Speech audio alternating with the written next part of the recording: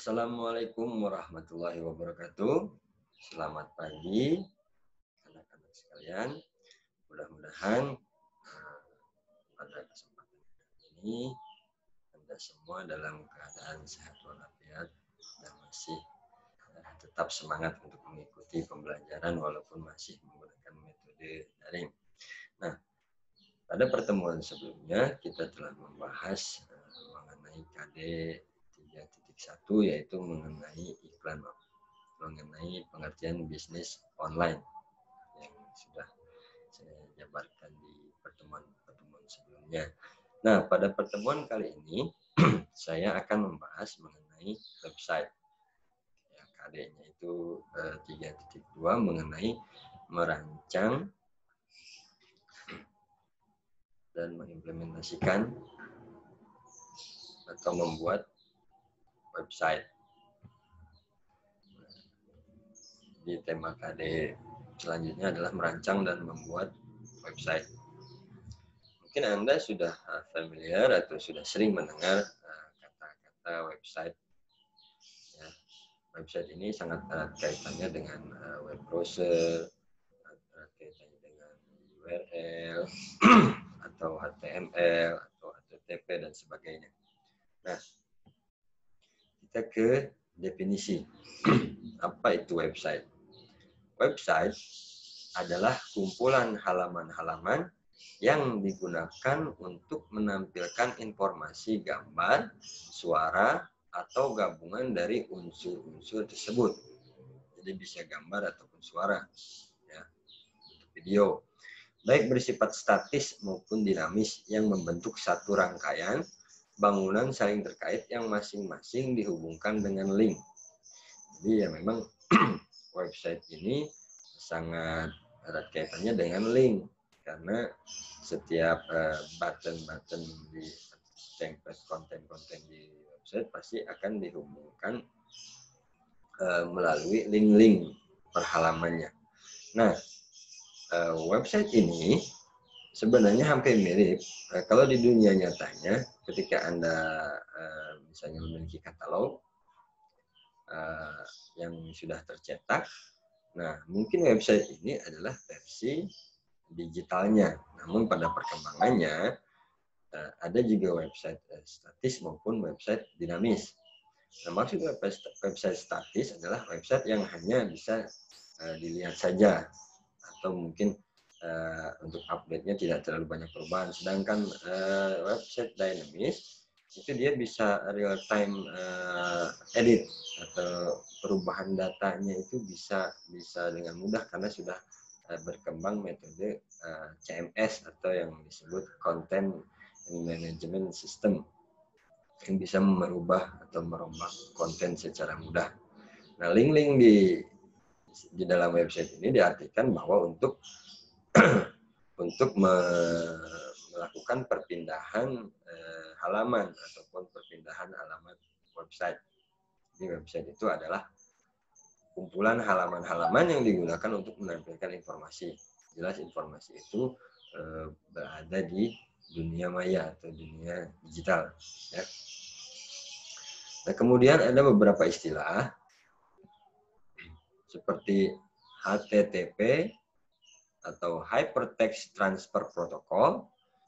Nah, ini adalah protokol jaringan lapisan aplikasi yang digunakan untuk sistem informasi terdistribusi, kolaboratif, dan menggunakan hypermedia. Jadi kalau misalnya si website itu harus dibuka menggunakan protokol HTTP. Kenapa menggunakan protokol HTTP?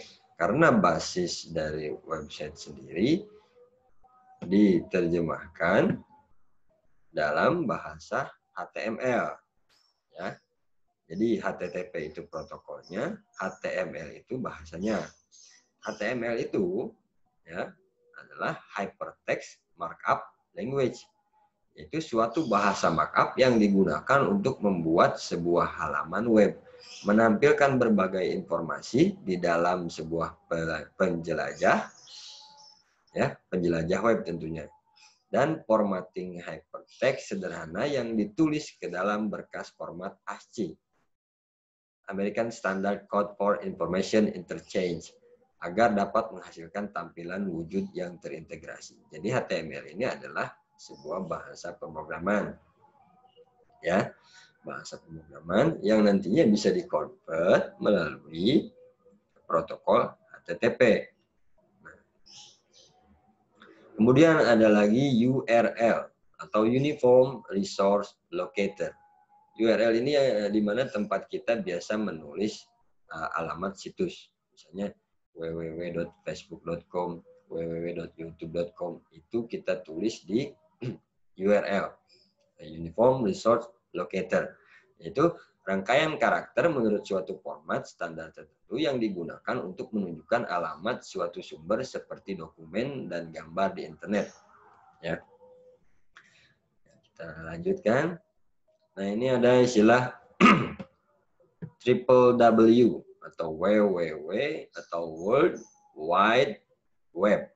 Itu suatu ruang informasi yang dipakai oleh pengenal global yang disebut Uniform Resource Identifier atau URI untuk mengidentifikasi sumber-sumber daya yang berguna. Jadi kalau kita misalnya mau membuka sebuah situs yang global, biasanya kita harus menggunakan triple W ini. World Wide Web. Nah, kemudian ada protokol FTP atau File Transfer Protocol. FTP ini adalah sebuah protokol internet yang berjalan di dalam lapisan aplikasi yang merupakan standar untuk pentransferan berkas file komputer antar mesin-mesin dalam sebuah internet network.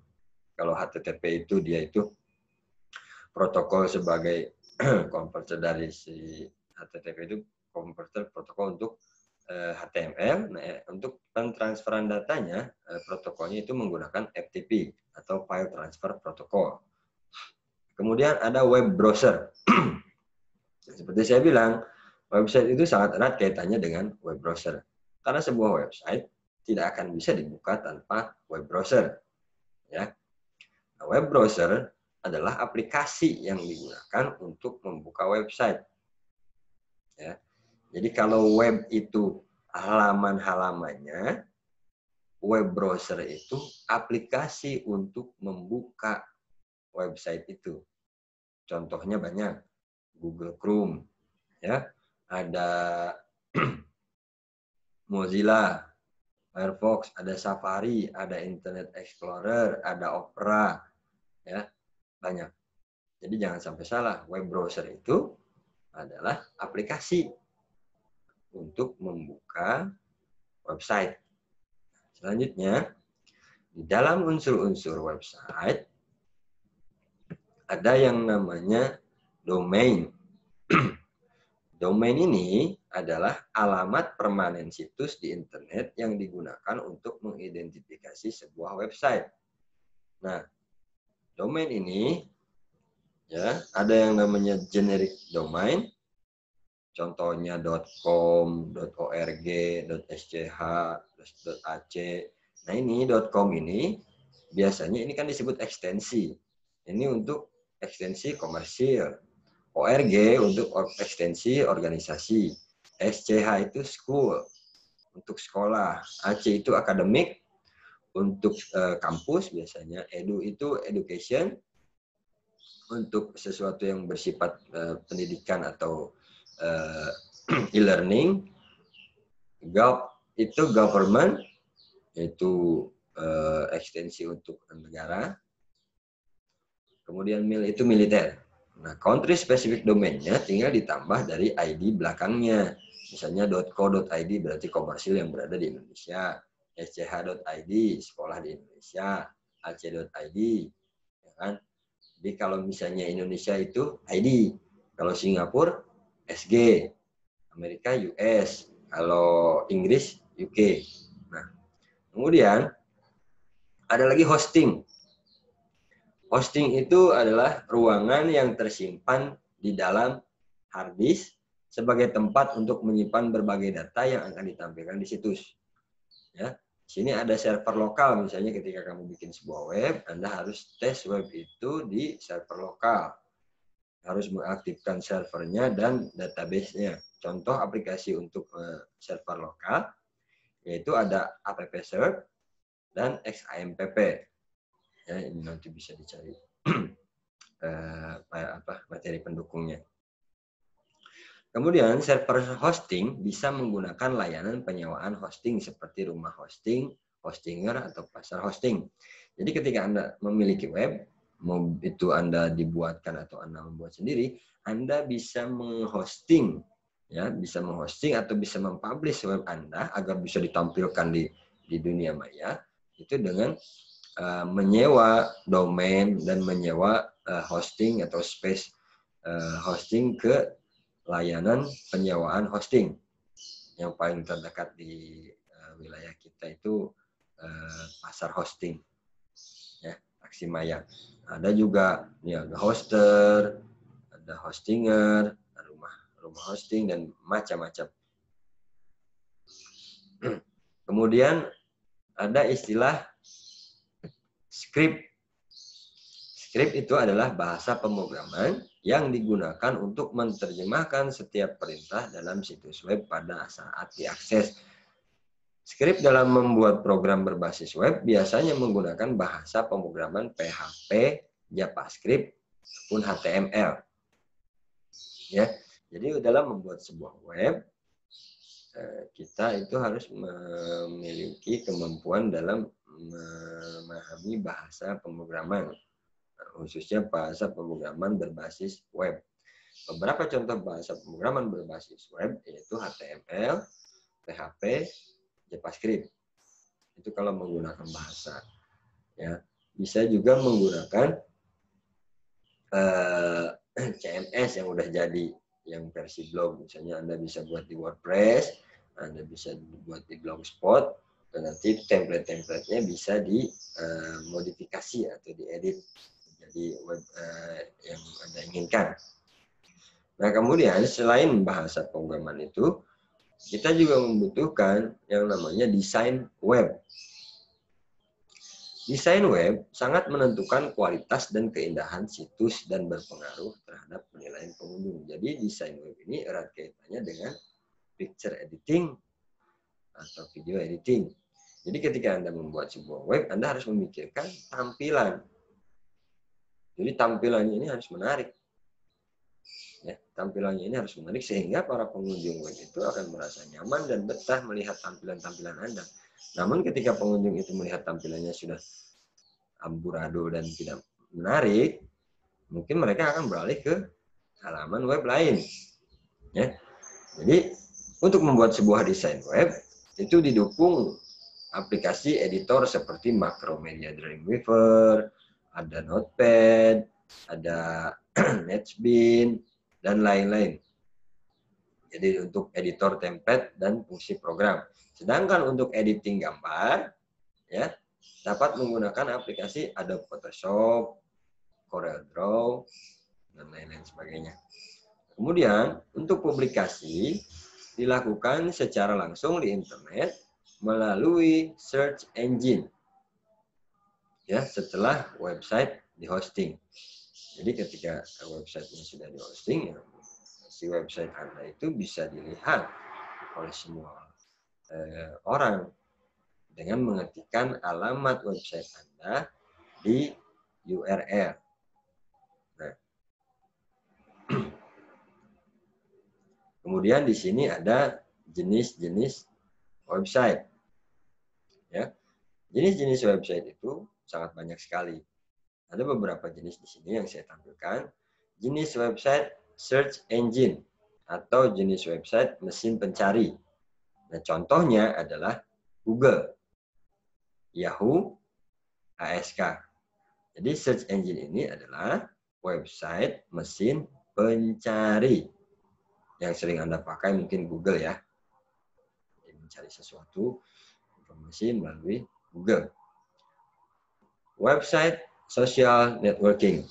Jadi kalau social networking ini ya jelas. Seperti Facebook, Twitter, ya kan? Kemudian website forum. Nah, di sana di internet itu banyak forum-forum, forum jual beli, forum diskusi, forum organisasi apa, dan lain itu banyak. Kemudian ada website berita. Banyak ya, detik.com, Republika. Ya.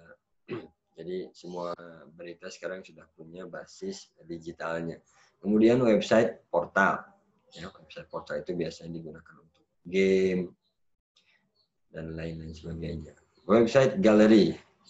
Jadi website yang hanya menampilkan galeri-galeri fotonya saja atau videonya saja. Kemudian ada website blog.